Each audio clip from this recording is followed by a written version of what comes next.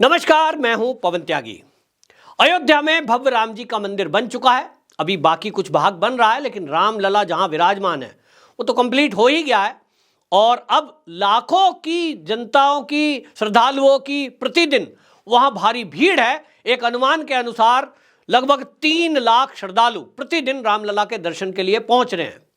लेकिन यहां दर्शनार्थियों में जो मुस्लिम जा रहे हैं उनके विरुद्ध कुछ कट्टरपंथी लोग फतवा जारी कर रहे हैं, उनको जान से मारने की धमकी दे रहे हैं। अब सवाल यह है कि अगर कोई किसी ऐसे धर्म में यह छूट है कि वहां के मंदिर में, वहां के देवी देवताओं के दर्शन करने के लिए कोई भी आ सकता है, चाहे वो किसी भी जात का हो, किसी भी धर्म का हो, किसी भी पंथ को मानता हो, वो आ सकता है, क्योंकि ये हिंदू संस्कृति है, ये सनातन संस्कृति है जो सबको अपने आप में समाये है। लेकिन इससे किसी मौलानाओं को दिक्कत हो रही है। लेकिन ताज्जुब की बात देखिए, मौलानाओं की इंटरनेशनल जो संस्था है और उसके जो प्रमुख हैं, ये कट्टरपंथी लोगों ने ये उन्हीं को फतवा जारी करके धमकी दे दी है कि अब आपको हत्या कर दी जाएगी आपकी। उनको फोन कॉल आई है, उन्होंने दिल्ली की पुलिस पे ये FIR दर्ज कराई है कि मुझे जान से मारने की धमकी मिली है। सोचिए, आपको मैं बताता हूं हुआ क्या है कि ऑल इंडिया इमाम ऑर्गेनाइजेशन के जो प्रमुख हैं उनका नाम है डॉक्टर उमेर अहमद इलियासी।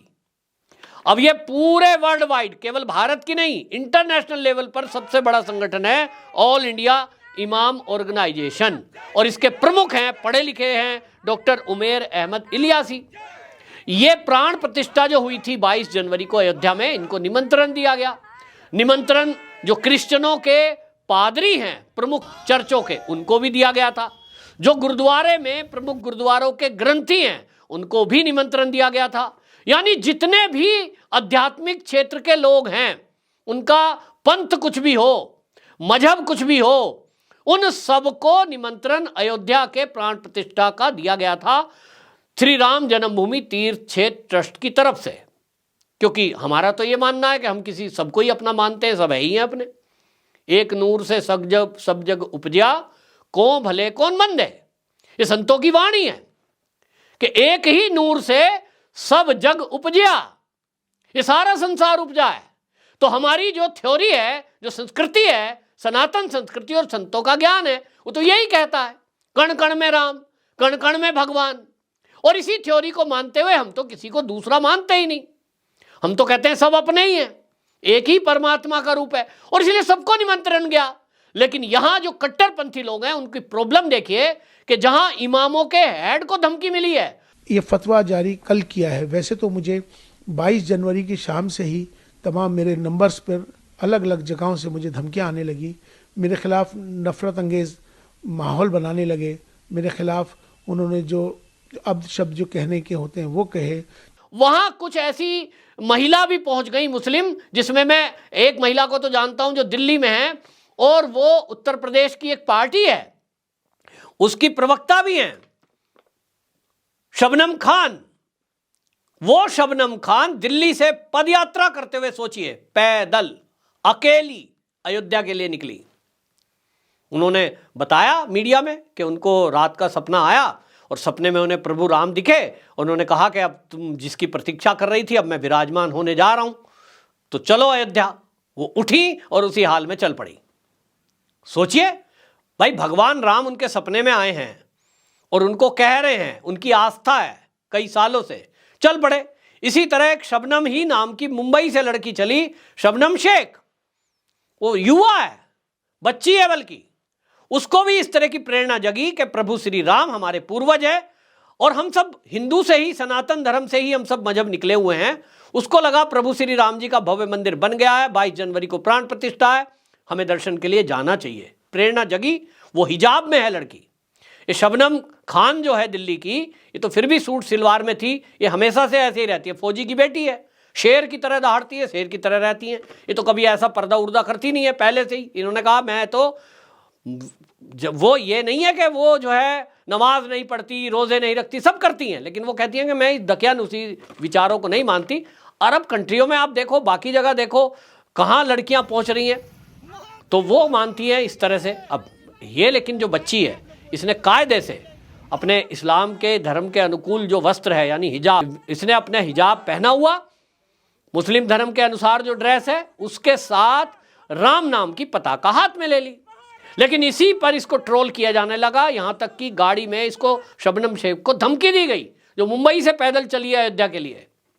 उसको धमकी दे दी कि तुझे समझ नहीं आ रहा, तुम हमारे इस्लाम का बदनामी करा रही है, और उसको मारने की धमकी दी। उस पर उन्होंने फिर पुलिस में कंप्लेंट कर दी, क्योंकि उसके साथ एक लड़का और था। पुलिस को संज्ञान में लिया गया और पुलिस ने फिर उनको सुरक्षा दी, और अब तो वो पहुंच चुकी है अयोध्या। लेकिन सोचिए कि क्या कोई मंदिर में जाने से किसी का धर्म परिवर्तन हो जाएगा? क्या मंदिर में तिलक लगाने मात्र से किसी का जो है मजहब में कुछ कमी आ जाएगी? और इस बात को कई धर्म गुरुओं ने बताया है। वो इमाम साहब बता रहे हैं कि मुझे जाने के पहले बहुत सारे इमाम ये कह रहे थे कि इमाम साहब, डॉक्टर साहब, आप अयोध्या जा रहे हैं, फिर आप मंदिर में जाएंगे तो उस दिन तो उनकी प्राण प्रतिष्ठा है, वहां जाओगे तो वहां वो तिलक लगा देंगे, फिर वो प्रसाद दे देंगे और आपको तिलक लगवाना पड़ जाएगा। तो उन्होंने कहा कि मैं सोच रहा था, क्योंकि हमारे मजहब के हिसाब से इस्लाम में तिलक लगाना ये अलाउ नहीं है। वो कह रहे हैं कि मैं अयोध्या में प्राण प्रतिष्ठा में था, ना तो मुझे किसी ने जबरन प्रसाद खिलाया, ना किसी ने मेरे को कलावा बांधा, ना किसी ने तिलक लगाया।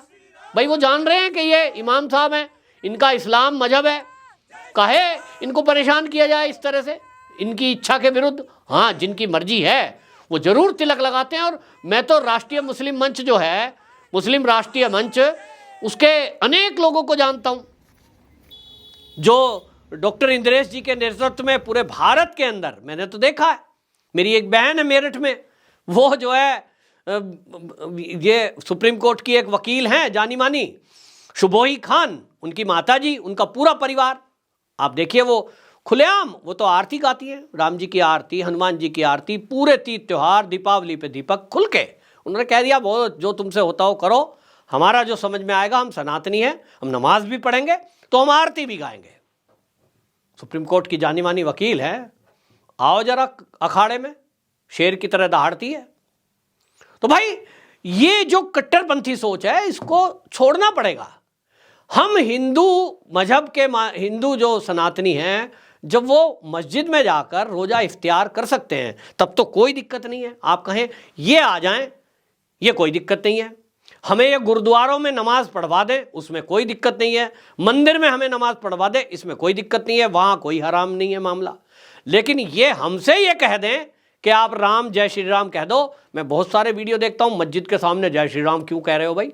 अरे भैया, मस्जिद के सामने जय श्री राम कहने से आप भड़क जाते हो।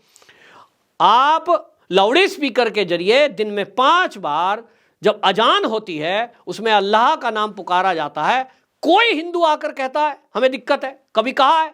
कोई चिढ़ के मारे भले ही कोई कह दे, हम तो बचपन से सुनते आए, मेरे गांव में आधा 50% से ज़्यादा आज मुसलमान है। मेरे बचपन में मेरा गांव में जो मेरा घर है मेरठ में, घर के सामने मस्जिद है।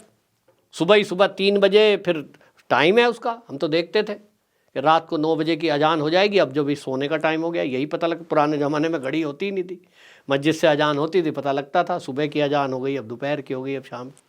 भाई किसी को दिक्कत नहीं है। तब आप केवल एक जय श्री राम का नारा कभी महीने में, साल में 1-2 बार सुनने को मिल जाए, कोई लगा दे, तो आपको इससे क्या दिक्कत है भाई? लेकिन कुछ लोगों को है, उनको लगता है कि हम इस तरह से कैसे सहन कर लेंगे, कट्टरपंथी बन के रहना है। लेकिन मेरा इन सबसे एक सवाल है कि आपने जो है ये ऑल इंडिया इमाम ऑर्गेनाइजेशन के जो प्रमुख हैं डॉक्टर उमेर अहमद इलियासी, इनको धमकी दे दी, आपने शबनम खान को धमकी दे दी, आपने शबनम शेख को धमकी दे दी, आप निखत अब्बास को धमकी दे सकते हैं, एक हैं प्रवक्ता बीजेपी की, उनको भी इसी तरह की धमकियाँ मिली। आपने नुपुर शर्मा को धमकी दे दी। आप जो है ये धमकियां दे रहे हैं, लेकिन क्या अब क्या करेंगे जब 14 फरवरी को सऊदी अरब में मंदिर का उद्घाटन मोदी जी करने जाएंगे और वहां के जो प्रिंस हैं वो वहां उपस्थित होंगे उस स्वामी नारायण मंदिर में। मोहम्मद बिन सलमान जो हैं, अभी तक की सूचना के अनुसार वो भी वहां उपस्थित होंगे। हो सकता है वो आरती भी गा दें, मतलब आरती घुमा दें। तो ये जो यहाँ के ये जो मौलाना हैं, ये जो मौलवी हैं, क्या ये मोहम्मद बिन सलमान जो है सऊदी अरब के, उनके खिलाफ भी फतवा जारी करेंगे कि अरे तुमने ये कैसे कर दिया है, मंदिर में कैसे गए, तुम्हारे खिलाफ फतवा जारी करके देखना।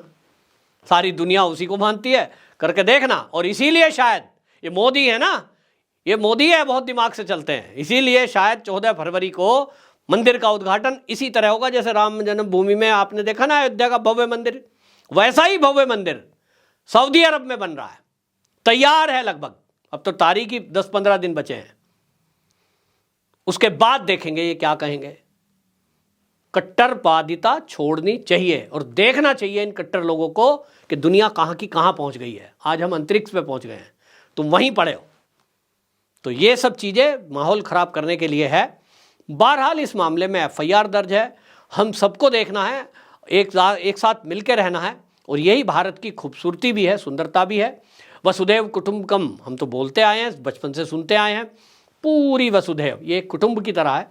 और इस कुटुंब में तरह तरह के लोग हैं जिनके अपने धार्मिक जो तरीके हैं, भगवान को प्राप्ति के मार्ग अलग अलग तरीके के हो सकते हैं, लेकिन सबको मिलकर रहना है, यही परिवार का एक पल है।